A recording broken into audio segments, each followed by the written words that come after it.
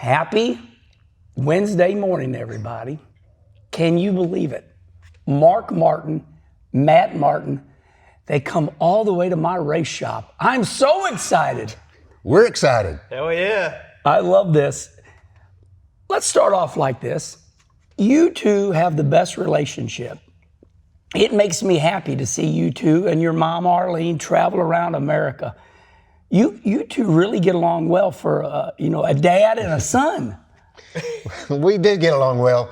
We have a lot in common, and then he has a lot of his mother's traits as well, which are really good. I'm glad that he's, we're not completely 100% in common, because all my bad stuff he doesn't have. I don't know. The older I get, the more I realize I'm like him. So, yeah. Okay. My wife, Kim, has started shopkennywallace.com because I guess she's bored. Kim told me to make sure, I know we got the coffee mugs, and everybody was betting what coffee mug is Mark going to have. There we go. And then That's Matt, part of waking up. look here, you got both sides of the new mug that is going to be on shopkenny.com. So a shirt for you, Mark, and then a shirt for you, Matt. Oh, yeah. That is my wife. She says you guys got to have the new coffee of Kenny Louie's on there. Oh, yeah. Okay, let's get right to it. Mark, I've known you my whole life, since I've been about 10 years old. Mm-hmm. Some of the fans cannot understand. You're a Hall of Famer. You've done it all. Little old me, all I did was win 9 Xfinity races. I never won a Cup race. So why have we been friends our whole life? And also, the second thing is, do you hate me? Because, does he hate me? Because we've debated about this point system. So why are we friends, and do you hate me? You have a heart of gold, and I've known you since you were 10 or 11 years old. You've been a part of my life, an important part of my life. You and your brothers, and the racing that we did when you were a little kid, showing up at Springfield, Missouri on Friday night when Rusty would be parked outside the racetrack and we would be practicing, and after practice was over, Rusty would come in. He missed all of practice. The third time he did that, I said, "Rusty, why are you always late?" He said, "I got to wait for Herman to get out of school." Kenny has been a part of my life since 1977. Yeah. Okay, and for the fans, this is for all of you race fans. Do you hate me because I did not see what you saw about the point system? Do you want to bury me? No, see, there's where some of you people need to take notes here. You need to be able to learn how to disagree without being vicious and hateful. Oh, wow. I like that. Shorten. Here, I got to get, that was well done. Okay. We do have cheater notes because we want to stay on course. We have paperwork over here, and it is important. And like old rednecks, we got it leaning up against my steering wheel holder, and we want to do a good job for you. So right away, at what moment were you driving the motorhome, the bus, when you realized that this point system, this playoff system, when did you realize it was no good? Well, I just listened to the fans, basically. It was not about me. It was never about me. If it was my feelings, I would have never voiced them so loudly. Interesting. But the fans needed a voice. I heard them. I was with them. I was out in the field with them. I was at racetracks. I read the social media and the comments. And I just felt like that I could be their voice. And so that's really what it was. And it was accumulation. Really catalyst, I think, for it was the 2024 championship. And how that went down. That's really what started the fire. And then the way 2025 turned out just added more fuel to the fire. And it just, when I first voiced the opinion, I was a little bit embarrassed because everybody looked at me like I had two heads, like I was crazy, nuts. You were brave. You were very brave. It did make me feel bad. The first time that I spoke out so loudly, it made me feel bad. But I did that for the fans. Yeah.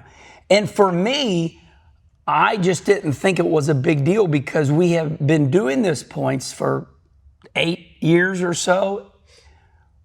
Why this year? That would be my question. I didn't see any problem. I kind of became immune to it. So my question to you is, why this year did it hit you like a ton of bricks?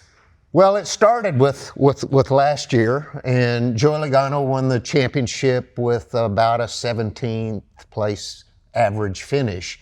And so he's a deserving champion because all those talking points. He won when it mattered, when the light shined brightest or whatever. Yes, but he wasn't the greatest team and organization for the entire season. That's how we traditionally, in motorsports, judge who the champion is. Yeah. And tradition matters. It truly matters, and it's starting to rear its head in NASCAR that people are saying, I take tradition and legitimacy over entertainment. Okay, Matt, let's involve you in this. You're our statistician. Your dad gets his way. Let's say NASCAR President Steve O'Donnell comes out soon. Here we are today. It's Wednesday. The award ceremony was last night. Let's say we go to 36 races. Who was our champion this year if it was 36 races? What do you know? So according to the stats that I've looked at, if they're accurate, Christopher Bell would have been the champion this year, and I think he would have been the champion last year as well. Whoa. Based off the Ladford system, which I believe we need to have a debate on how the points are awarded. Yeah. But if you went to the Ladford system, Christopher Bell would be two-time champion. Now, I'm not advocating for that system. I'm not advocating for any way that you award points, because first you've got to be willing to say, we'll do a full season championship. And then after you say we're willing to do that, then we need to have the debate about how you award. So this Coffee with Kenny is going to be broke up into segments, and we're going to ask Mark some highlights now. And this one pains me to ask, and there'll be more later on. When we watch Carl Edwards wreck out, okay, he's got a straightaway lead, caution comes out because of Jacques debris. It's a joke. Where's the debris? It's down in the grass. Then Sunday, Denny Hamlin has a 2.5 second lead. Both of them are clearly the champions for NASCAR that year. Carl Edwards is the champion. Denny Hamlin's the champion. Has this points format, has it ruined them mentally, physically? Well, that's yet to be seen with Denny. Carl never overcome it. He didn't.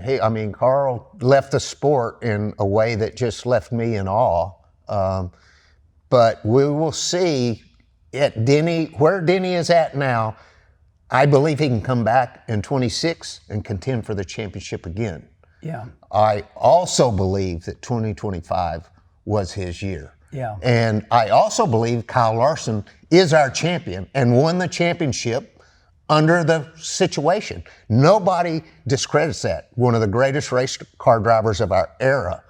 So kudos to those guys. Yeah. But Denny and his team did the work, put the work in, whooped everybody's ass. Anytime he wanted, he could pull out to a 3-second lead. Yeah. He did it all. And then because in the name of entertainment, all these different things, points, resets, this, that, and the other, overtime finishes, whatever, something happens and it slips through their fingers and it tears everybody's heart up. Oh. It's not really a flaw in the system.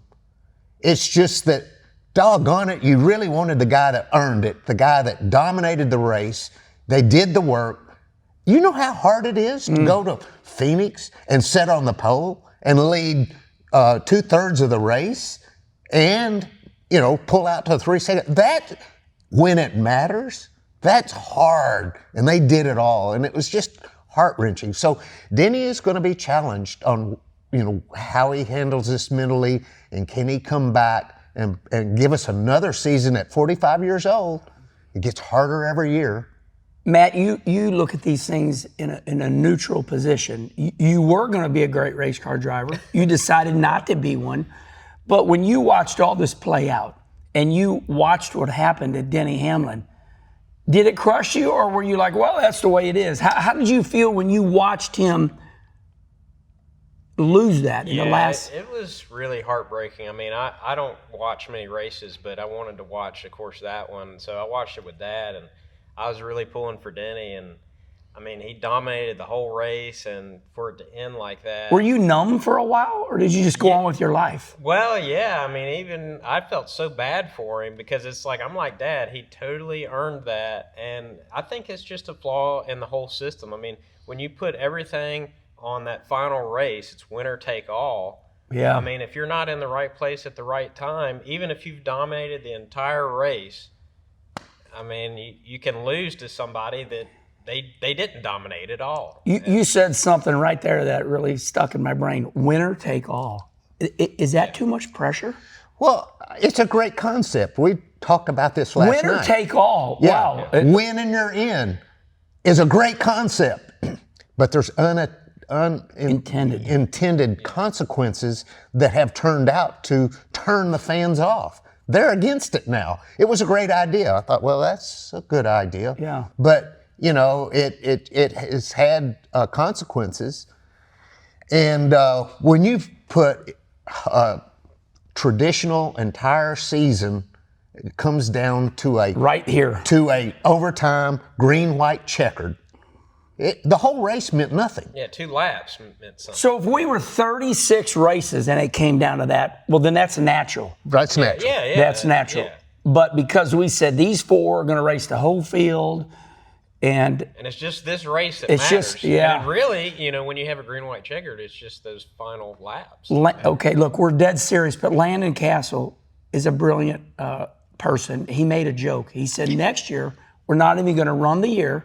We're going straight to Miami Homestead. We're going to have a green-white checkered. Is that what we did? Well, that's what happened. I mean, that's satire for you. I mean, that is dark humor. It all came down to that. And so, NASCAR has to look at this. And I said it. And well, Matt, I've repeated what Matt said. Yeah. WWE is very entertaining and it's fun to watch.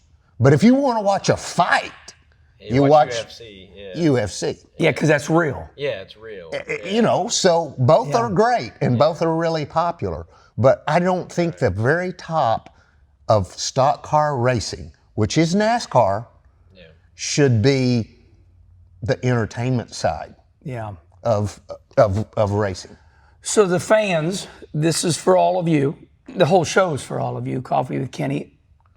But it does shock me a little bit, but the fans, Big Bill France Jr., if we went into the tractor trailer, he called it a show always. Remember that little sign? When you and I would get in trouble, we'd go up there, and there was this sign that said, NASCAR can go as far as you want to go. This is a show, and they always used the word show. Yes, he did. Right? Yes. Right. Okay. Does it surprise you? It surprises me that the fans didn't bite into the show. That now the fans, they want things to play out. Did it catch you off guard that they want realism? They don't want a show? That's a great point, Kenny. But the realism can be a show. It's just not a show every minute. Yeah. It has to play out naturally. If you have, like we have, what they call overtime, which is ridiculous. Playoffs. It's a catchy name and everything. It's ridiculous. What a quote. Okay, so if you have that every race, and you have a 4-wide finish every single race, pretty soon it's not all that exciting. It diminishes. It's just normal. But if you have a 4-wide finish twice a year, people go crazy. Yeah. So it was too much. It was trying too hard. It was putting too much emphasis on, making drama. Too much drama and not enough natural drama. Right. Right. Yeah, it's manufactured drama. It's not organic. My notes say, why are fans so angry? They're vicious. They want me and you to go against each other. They cuss me out. I'm like, whoa, what is the anger? They're passionate. Yeah, but I mean, it's like, to me, I'm like, we're watching NASCAR. And I get on and I go, great race. And you suck, Wallace. Yeah. You never won a race. You ain't your brother. I'm like, I just said it was a good race. What is vicious anger? Dad gets it too, man. It's crazy. Yeah, I don't. Do they tear you up too? I just don't see it. Not as bad as you because you They provoke really them. come after you. I mean, but you provoke them. Yeah, I do. Yeah. I You do it on purpose. I do. But not when you said that was a great race today. No, because it was a great I race. agree with you. When you said that, I agree. Why are they angry? I don't know. I just don't know. I don't believe they would act like that in your presence. I don't believe they would say those things in your presence, but they can hide behind, that screen and do it. People need to learn to be able to disagree and still be, not be vicious, Be and civil about it. be civil about it. Yeah. I mean, Kenny, we love each other. Okay? We do. But it's fine if we disagree. Yeah. I'm not going to be vicious and I'm not going to disown you. I mean, we Reminds me of me and my wife, opposites attract, you know? we're always gonna love each other. Yeah. We've got a bond that goes way over 50 years. We're not going to let points destroy it. Yeah. Yeah. I like that. God, yeah. I mean, both of you are really, I just like what you said. Both of you guys have got great situations. Okay, so this is segment 1 of Coffee with Kenny. Be ready for segment 2 tomorrow, everybody.